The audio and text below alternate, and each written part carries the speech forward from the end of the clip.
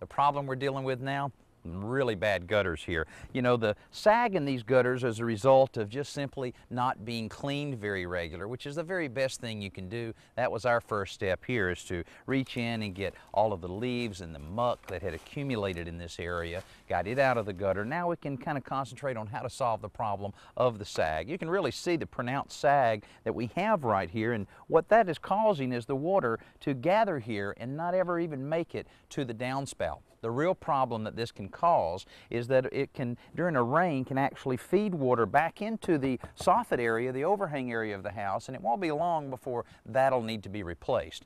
Now what we plan on doing here is to replace a number of the gutter spikes. These are just basically long aluminum nails that are used originally to attach the gutter to the fascia board. We're replacing those with a screw type gutter spike. We'll feed it right back through into the same hole. Then we can use our cordless drill to connect that, and that'll snug the gutter back up and should allow it to drain. While you're cleaning your gutters and replacing any of the gutter spikes that you may need to, it's a good time to look very closely at other areas that are very prone to leak. Now, some of those areas would be where you may have seams or where your downspouts tie into the gutters themselves. Now, these are aluminum gutters, but almost any gutter system is prone to leak at these areas. Again, getting the leaves out of the way is the first step. You'll also want to use a rag or towel to dry out any moisture in the gutter.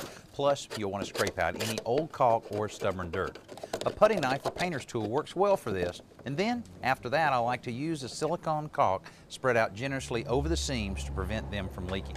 Look for places where sections of gutters come together or where downspouts connect to the gutter.